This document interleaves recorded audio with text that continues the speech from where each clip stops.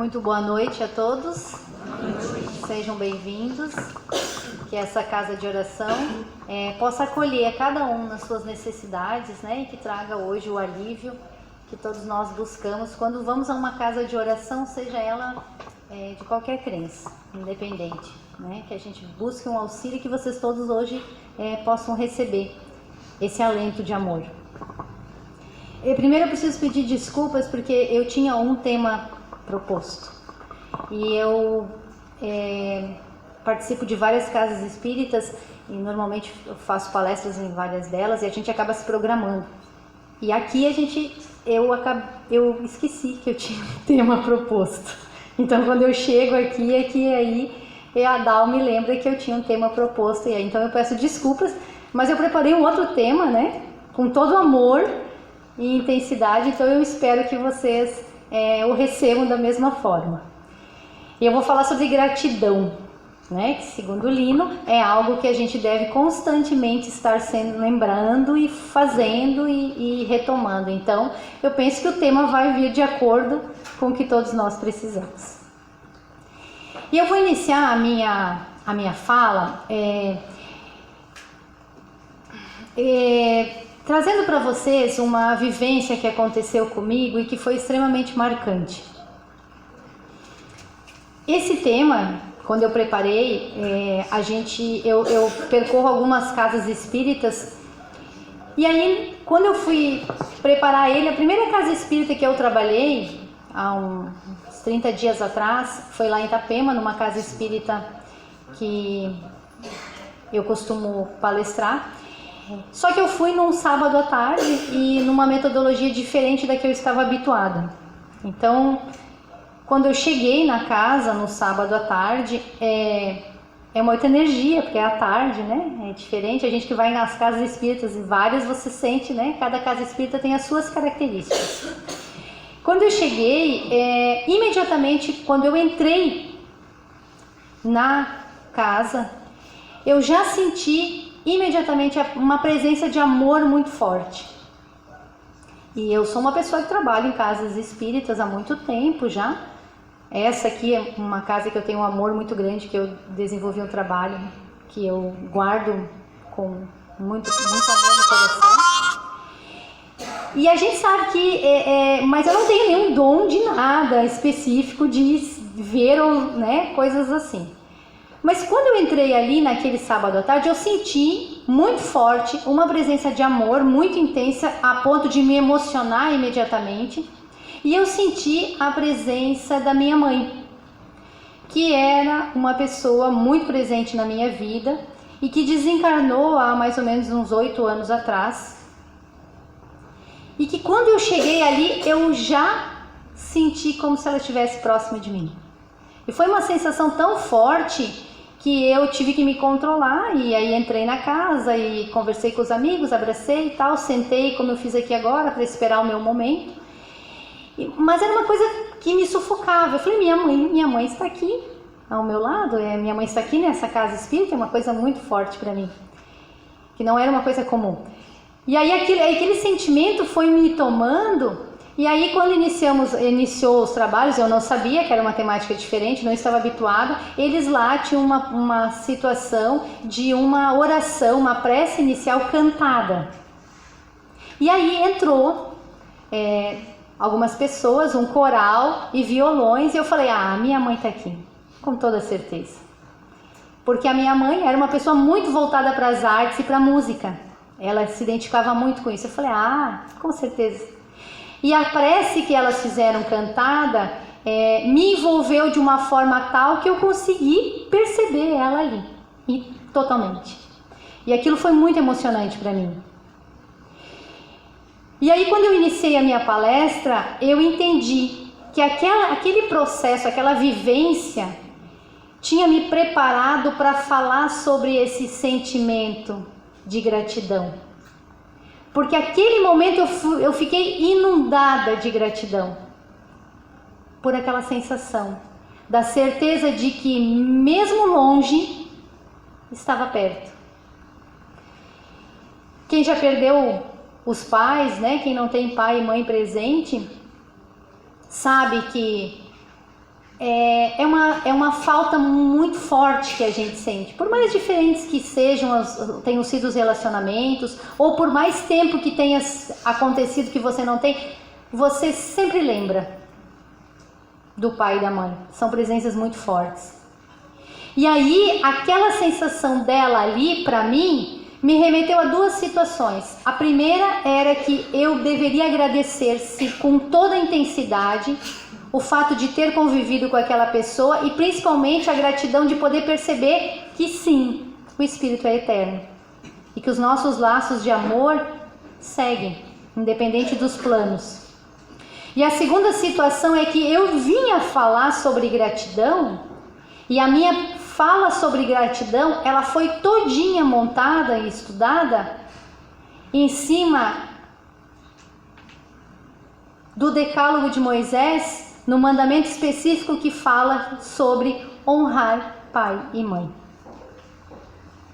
E é sobre esse assunto que eu venho falar hoje, e foi sobre esse assunto que a minha mãe me auxiliou naquele dia, naquele primeiro momento, para que eu pudesse exatamente sentir essa impressão.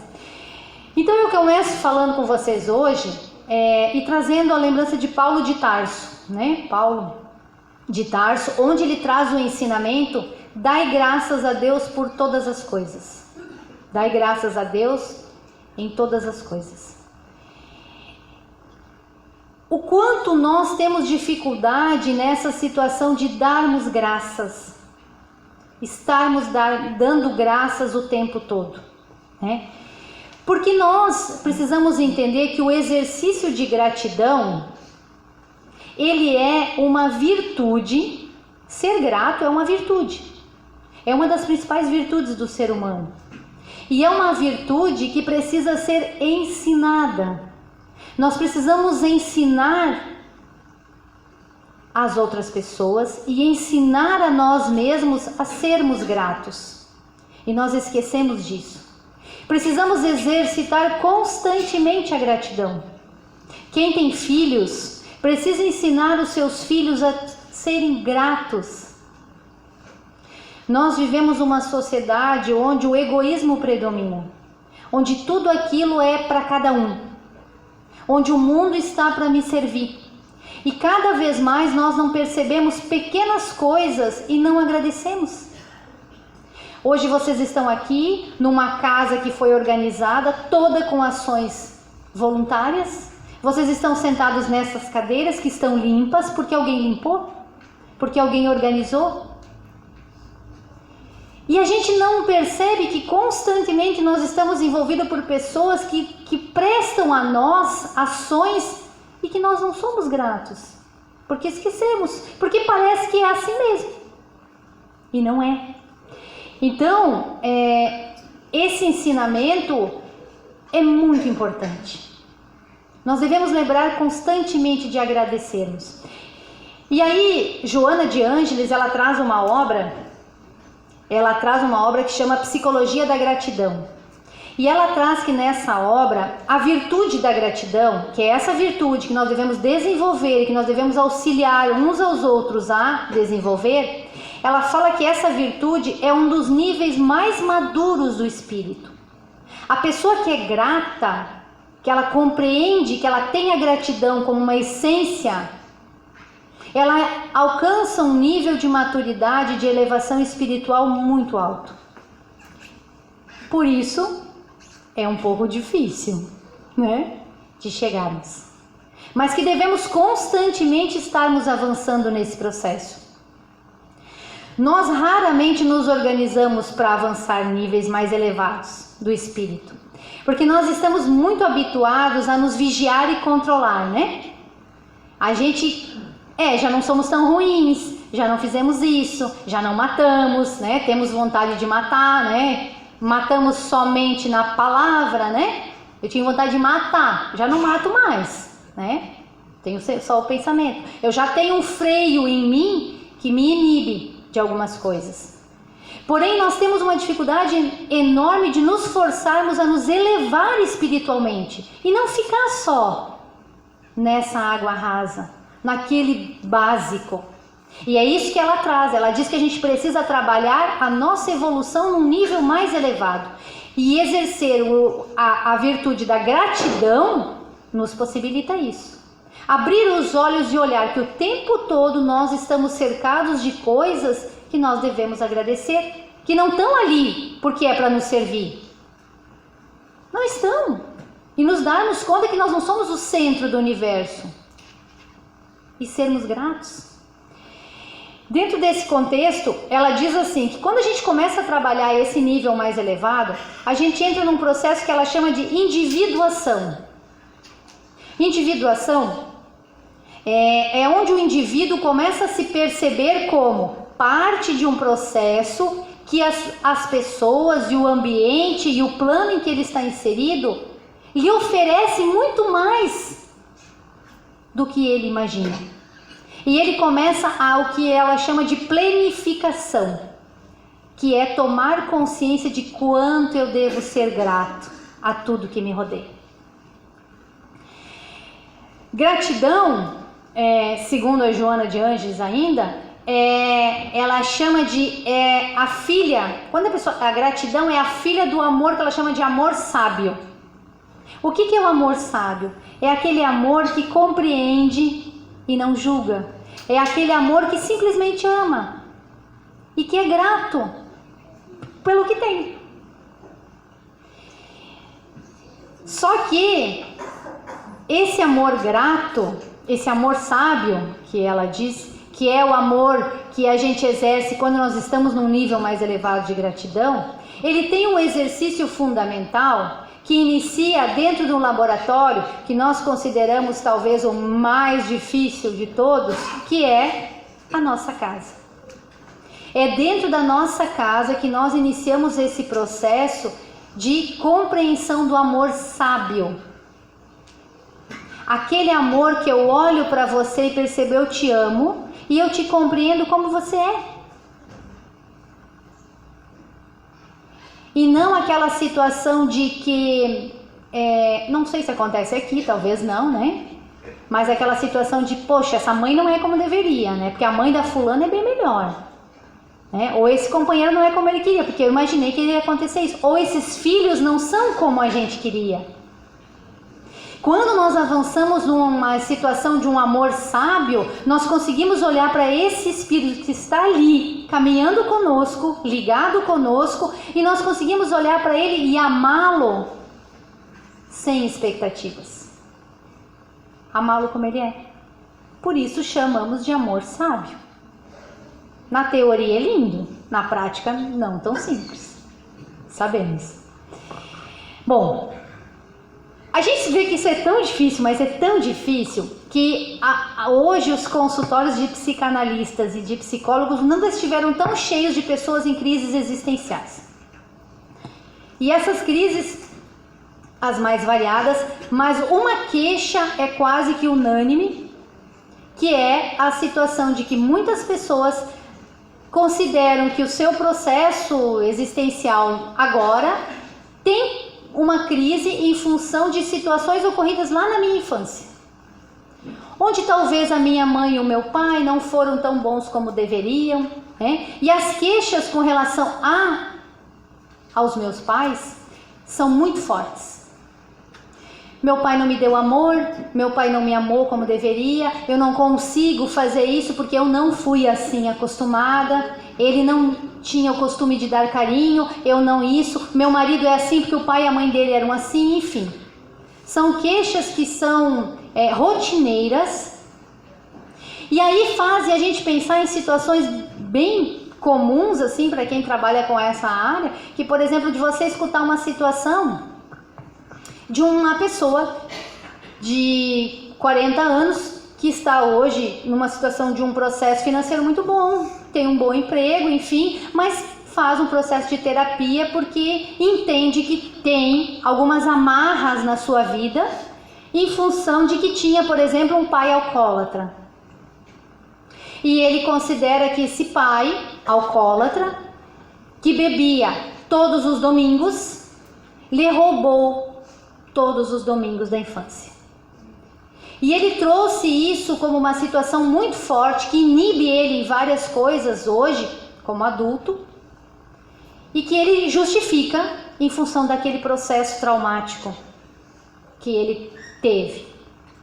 E aí você tem, quando você tem um psicólogo ou um psicoterapeuta, enfim, que trabalha com ele e aí questiona a seguinte situação: mas você se considera que os seus pais lhe roubaram os domingos? Sim. Meu pai me roubou todos os domingos da minha infância, até que eu fiquei mais velho. E o seu pai era uma pessoa que bebia muito? Não, meu pai só bebia nos domingos. Nos domingos ele bebia todo dia e os nossos domingos eram extremamente traumáticos. E aí o psicólogo pergunta: e o seu pai, nos outros dias da semana, ele também bebia? Não. Meu pai só bebia no domingo. E o que ele fazia na segunda ao sábado? Ele trabalhava. Ele trabalhava como estivador, né? Ele trabalhava num trabalho braçal muito pesado. E o seu pai gastava todo o dinheiro com a bebida? Não. Meu pai pagava os nossos estudos, né? Tanto que é uma pessoa que estudou e fez concurso e hoje, né, está muito bem profissionalmente, mas considera que ficou traumatizado em função disso. E aí o psicólogo questiona: então você considera que seus pais lhe roubaram todos os domingos? Sim, meu pai lhe roubou todos os domingos. E os de outros dias da semana, de segunda a sábado, você não considera?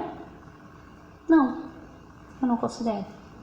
Os dias de segunda a sábado que seu pai trabalhou para que você tenha uma estrutura legal, para que ele desenvolveu, esses dias, você é grato ao seu pai pela segunda ao sábado?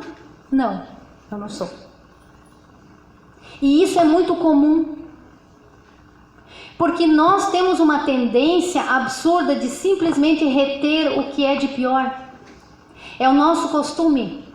E isso é tão forte que as mídias, né, as televisões e as notícias, elas sabem que isso é tão forte que elas divulgam muito mais o negativo e nós retemos muito mais o negativo. E assim é na nossa vida. A gente considera traumatizante uma situação dessas, porque o pai era alcoólatra, que mudou a vida, mas você em algum momento tenta se colocar no lugar desse pai que trabalhava de segunda a sábado num trabalho braçal escravizante e que no domingo bebia todas para esquecer a vida escrava que levava e a falta de perspectivas. Em nenhum momento esse filho, mesmo com 40 e poucos anos, depois já com a maturidade, ele consegue olhar para esse pai e entender o processo que ele estava passando. Tirando essa cortina de infância, desse olhar infantil daquele momento, hoje como adulto, e olhar para esses pais e se colocar no lugar deles e entender aquele processo. E nós não fizemos isso. Quantos de nós ainda temos queixas com relação aos nossos pais? E não conseguimos desenvolver praticamente nada do que a Joana fala de amor sábio, que é olhar para essas criaturas e tentar se colocar no lugar delas naquele momento.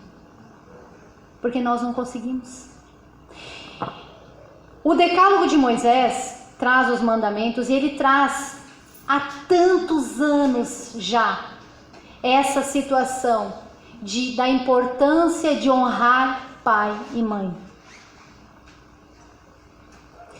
Reclamamos hoje da sociedade que nós vivemos, dos adolescentes que nós temos hoje, reclamamos das crianças, reclamamos dos jovens, reclamamos que são pessoas egoístas, só pensam neles, não dão valor, né? A gente é uma tentativa muito comum. As crianças hoje não dão valor, eles têm de tudo. Culpa de quem? Quem é que tem que ensinar a dar valor? Nós não ensinamos os nossos filhos. Nós não conseguimos fazer isso. Então, assim, o agradecimento, ele faz parte do processo de você olhar e se colocar no lugar do outro e ser grato pelo que o outro fez você passar, independente da sua visão daquele momento. Você é obrigado a chegar numa maturidade de compreender e se colocar. Porque enquanto nós não fizermos isso, não olharmos para trás e a gente não honrar aquilo que Moisés clama há tanto tempo, enquanto nós não honrarmos nosso pai e nossa mãe, nós não conseguimos avançar no processo de gratidão. Quem não for grato a mãe e pai, não avança no processo de gratidão. Porque esses são as nossas bases. Essa é a nossa base.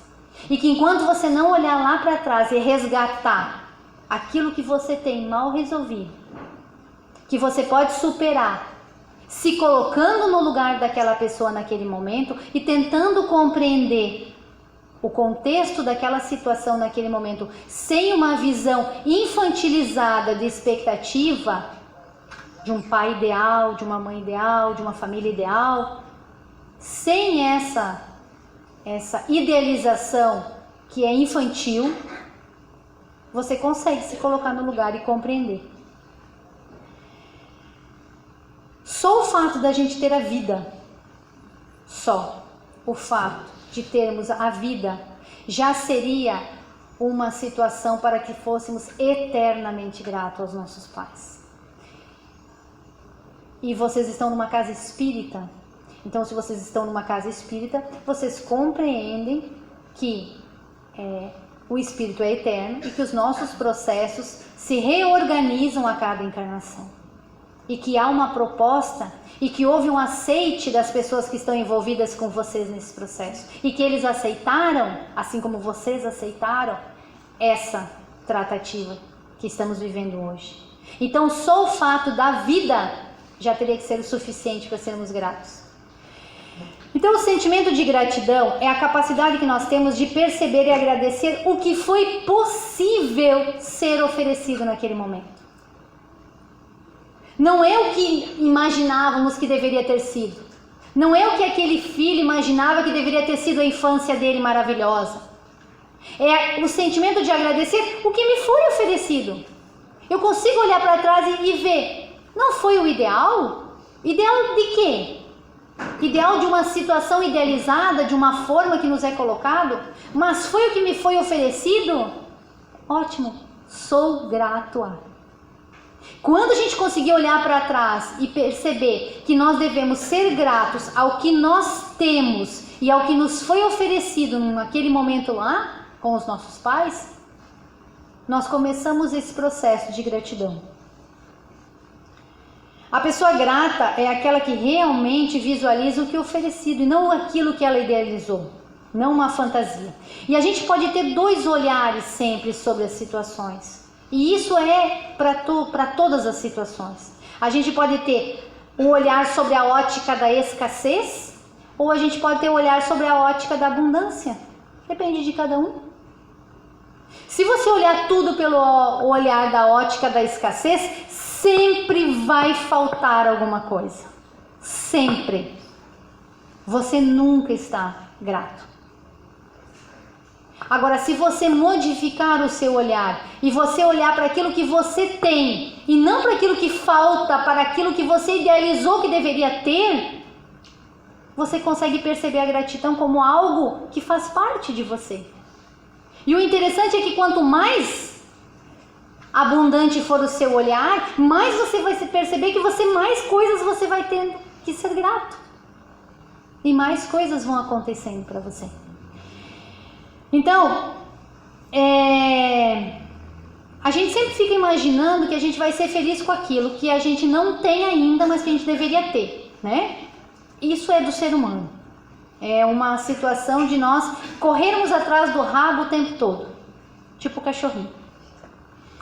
Quer ver um exemplo bem prático? Por exemplo, todos vocês já devem ter caído nessa situação, que já aconteceu comigo, de você achar que você precisava de alguma coisa, porque a partir dali você seria feliz. Nós que moramos no litoral, ou aqui vocês aqui próximos, as pessoas falam, porque quando eu for morar na praia, eu vou ser feliz. Porque quando eu morar na praia, eu vou caminhar, eu vou ter uma vida saudável, e eu vou isso e aquilo. E a pessoa mora na praia e faz 60 dias que ela nem ao menos olha para o lado do mar, né? Mas eu vou ser feliz quando eu me aposentar, eu vou ser feliz porque daí eu vou ter uma vida boa, e aí eu vou poder aproveitar os meus filhos e os meus netos, e eu vou poder aproveitar. Hoje eu não aproveito, mas eu vou aproveitar. E nós vivemos constantemente uma busca daquilo que nós precisamos e que nós imaginamos que a felicidade está logo ali. Quem nunca, né, comprou uma coisa tipo desses que vendem naquelas que a gente vai mudando o controle remoto, de repente você cai num canal daqueles que vendem aquele monte de eletrodoméstico e a pessoa mostra aquele troço lá e aquele negócio, aquele triturador que corta, pica, costura, mede, faz tudo com legumes e é uma coisa absurda, maravilhosa, e que aquilo vai transformar a tua vida, porque você vai ter muito mais tempo para aproveitar teus amigos, para aquela situação maravilhosa, e aí você, poxa, eu vou ser feliz com isso. E aí você compra, né, aquele equipamento. E aí na primeira lavada de louça, que é aquele monte de cacaré que você tem que lavar, você vê que todo o tempo que você ganhou, você perdeu. E que ele não transformou em nada a sua vida, né? E a gente é assim. A gente constantemente acha que alguma coisa vai acontecer que daí eu vou ser feliz. Aí eu vou conseguir me dar conta. E a gratidão, ela vem no contrário disso. A gratidão nos ensina a ser fiel no pouco e ser fiel no muito. Se eu não tenho ainda aquilo, se eu não posso morar no lugar que eu imagino, que eu coloco para mim como uma meta, ótimo, mas eu já sou grato pelo que eu tenho. Eu já valorizo o que eu tenho. Isso não significa que a gente deva ficar parado, é lógico que não. Mas também não significa que você constantemente vai achar que o arco-íris está ali e você nunca chega. É o equilíbrio. E nós vivemos uma sociedade que nos empurra o tempo todo a pensar à frente. Porque nos mostra o tempo todo que o importante é onde a gente vai chegar. O que nós temos de meta, o que nós devemos fazer, quais são os nossos planos. E quando na verdade, eu preciso dizer para vocês que o importante não é onde você vai chegar. É de onde você veio. É lá nas suas raízes. É lá atrás, no honrar pai e mãe, que está o segredo da sua evolução, da sua gratidão. Então a gente precisa encontrar esse equilíbrio. É lá nas nossas raízes, né? Pode pensar, se vocês pensarem aí, se eu falar para vocês aqui, ó, pense uma coisa significativa que aconteceu em vocês, que marcou. Com certeza, vocês vão se remeter a algo lá na infância. A uma situação familiar, amorosa, que foi importante. Porque são esses significados que dão sentido à nossa vida.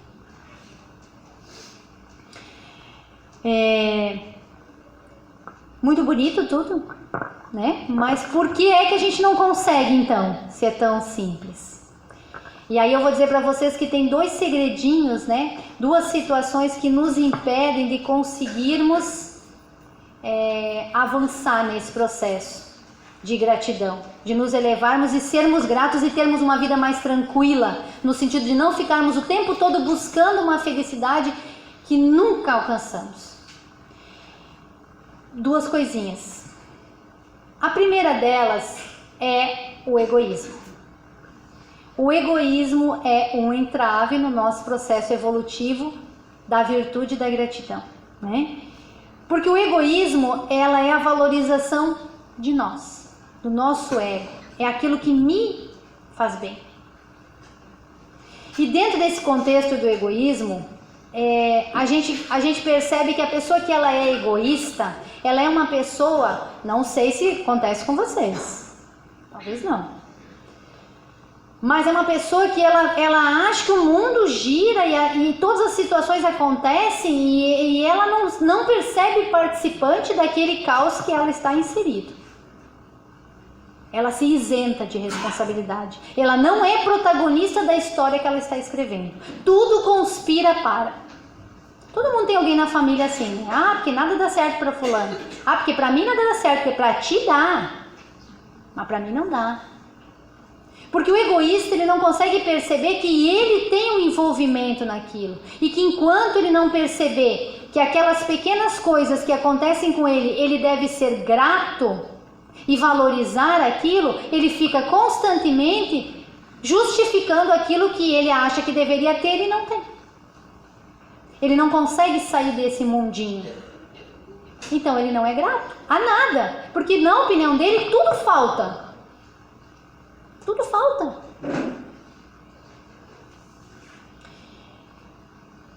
E é engraçado que a gente, quando reza, por exemplo, a gente pede para que o problema seja retirado, né? A gente costuma, né, me alivia essa doença, ou enfim, me tira aquela pessoa que me atormenta, né? Lá no trabalho, aquela pessoa que me atormenta, aquela pessoa, aquele familiar lá que me tira do salto. Mas a gente deveria rezar para pedir habilidades para superar essas situações. Porque a gente sabe que os problemas são reincidentes no sentido de que eles só vão desaparecer, igual os espíritos somem, quando a gente tiver a habilidade para perceber que não necessita mais daquela lição. De uma forma bem prática, todo mundo conhece alguém que tinha, por exemplo, às vezes um relacionamento ou uma situação, uma pessoa que lhe tratava mal, que era uma coisa mal resolvida e tal, aí a pessoa morre ou enfim, consegue cortar aquele vínculo e aí você fala, ai que bom, agora a fulana vai viver uma vida tranquila, né? Aí a fulana vai lá, passa um tempinho, ela arruma um pior. Isso é muito comum, né? E isso acontece no trabalho, acontece na situação, porque eu não dou certo no meu trabalho, porque lá eu tenho uma pessoa que me puxa o tapete. E essa pessoa me puxa o tapete e ela faz isso e aquilo. Aí a pessoa que puxa o tapete some. E ela pensa, ou ela sai do trabalho, não, agora eu vou num outro trabalho, agora tá tudo certo. E daí, fulana, você tá feliz? Não, tem alguém que me puxa o tapete. Gente, compreendam que o egoísta, ele não percebe que ele é protagonista nesse processo. E ele faz parte. Então ele não é grato. Ele não é grato por nada, inclusive pela pessoa que puxa o tapete dele. Porque se ele fosse grato pela pessoa que puxa o tapete dele, ele já tinha percebido que ele não estava se firmando no tapete de alguma forma. E ele teria que mudar o jeito dele de agir. E é isso que falta. Então, o egoísmo, ele é um entrave violento. Quer ver a Seishonoye? Ela traz uma contribuição muito legal sobre a gratidão. E ela fala assim, que se você olha para uma situação e há dor e sofrimento nessa situação que você olha, é porque está faltando para você o sentimento de gratidão nesse olhar. Olha que pesado. Ou seja, muitas vezes eu olho para uma situação em que eu sou vítima, na minha opinião, eu fui injustiçada e tipo, eu olho para lá, me dói, aquilo me incomoda. E aí, significa que eu não estou sendo grato ainda? Sim. Eu não estou conseguindo olhar aquela experiência que eu vivi com um sentimento de gratidão, mesmo que tenha sido traumático, que vai me fortalecer, que vai me amparar, que vai me firmar de alguma maneira. Então, quando eu olho para trás nas minhas experiências e aquilo me dói, me incomoda, uma coisa mal resolvida, ela alerta que há a necessidade de você olhar para aquilo e pensar, poxa, eu sou grata até mesmo pela puxada do tapete. De alguma forma aquilo foi importante para mim. E aquilo passa a não doer mais.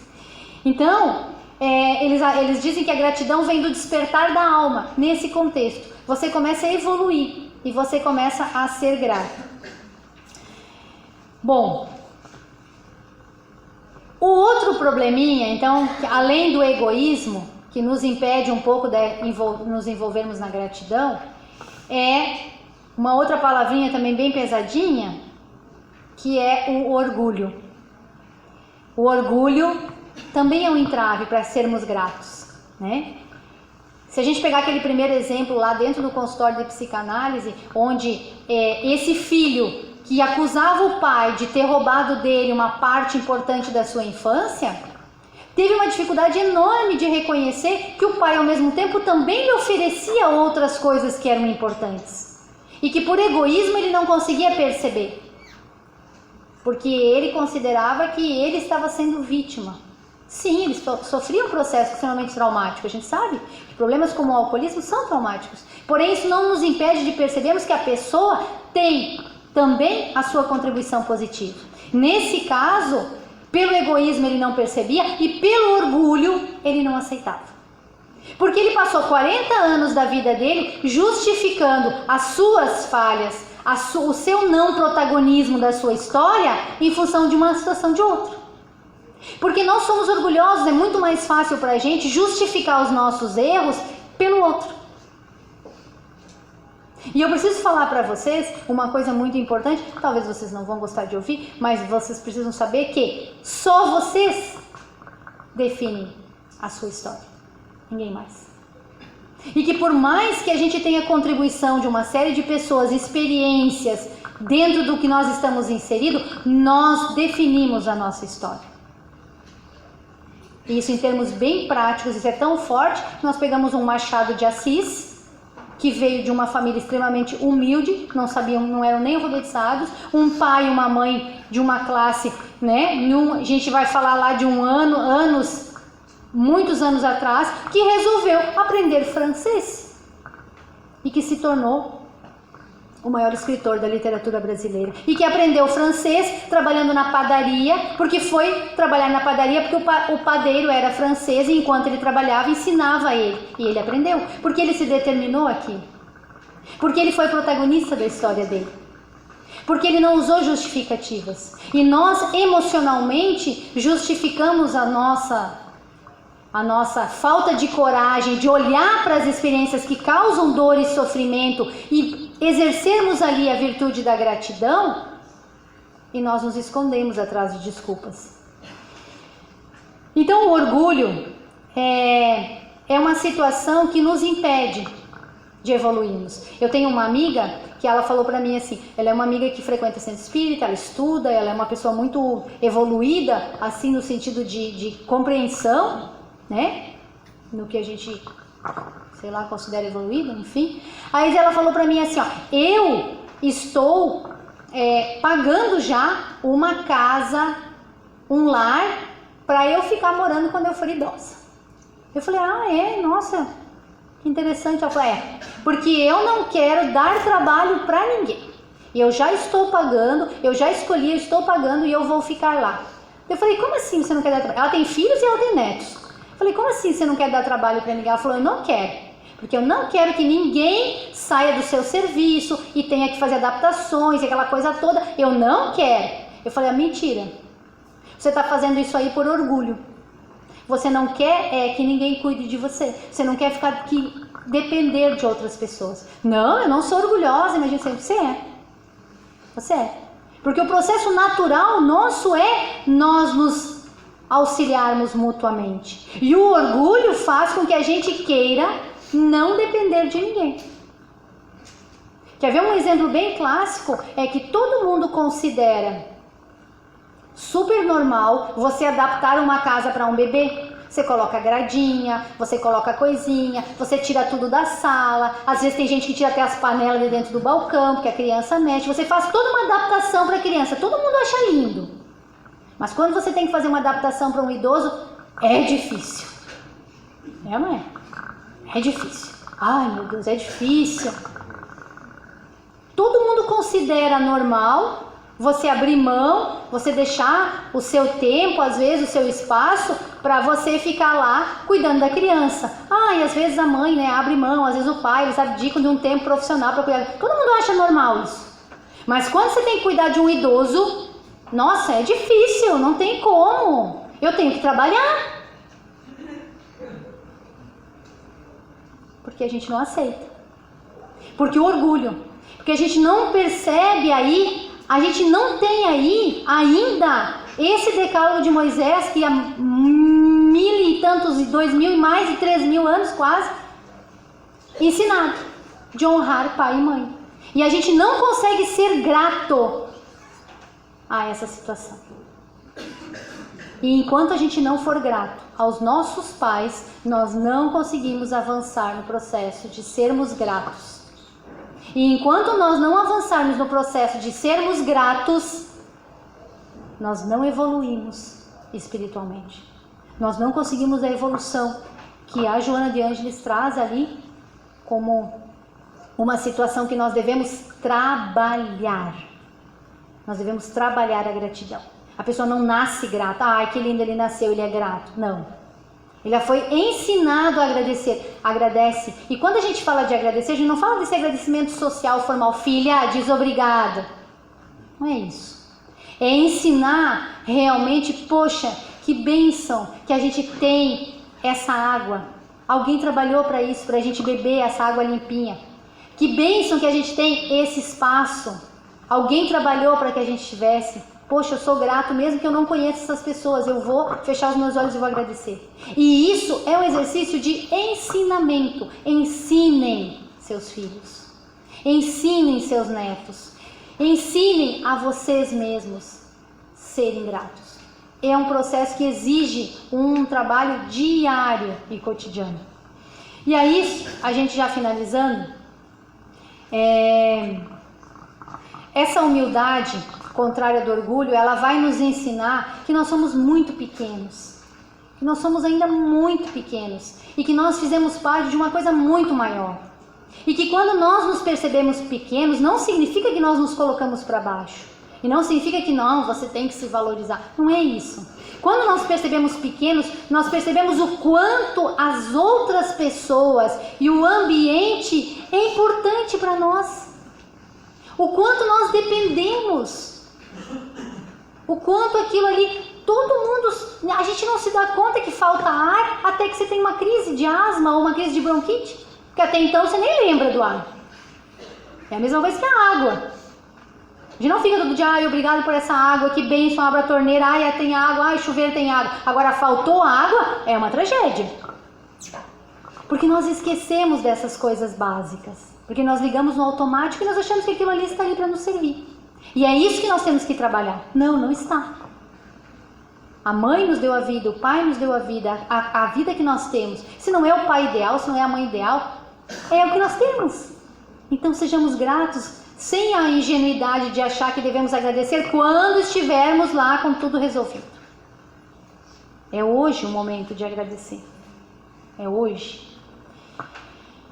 E aí a gente encerra, como nós iniciamos, com o apóstolo Paulo, onde ele diz: em tudo dai graças. E ele não falou por tudo, existem várias traduções, várias, eu pesquisei em várias delas. Em todas elas a tradução, a mais provável, original. Em tudo dai graças, ou seja, não é por, não é pelo que temos. É completamente diferente. É dar graças em tudo o que você tem, em tudo o que você vivencia, inclusive nos domingos que o pai bebia. Porque aquele processo que era talvez um desafogo para aquele pai, um momento que ele, conseguia colocar para fora toda a angústia dele, e que eu maduramente consigo olhar e entender, eu devo dar graças. Porque foi um processo importante para mim. Então, em tudo, dai graças. Completamente diferente de por tudo. E nós constantemente achamos que devemos agradecer por tudo que temos. E lamentamos aquilo que não temos e corremos atrás daquilo que não temos. Que devemos correr atrás do que nós não temos? Claro! Cada um faz as suas escolhas. Você determina o que você quer. Como Machado de Assis determinou que queria aprender francês, você determina o que você quer. Mas você dá graças pelas experiências no caminho daquilo que você está se propondo a fazer, que é seu e que é único. Muito obrigada, gente. Que a gratidão nos envolva. Eu sou muito grato por estar aqui com vocês e eu também sou muito grato porque eu esqueci o tema, mas eu espero que vocês tenham aproveitado. Isso. Muito boa noite.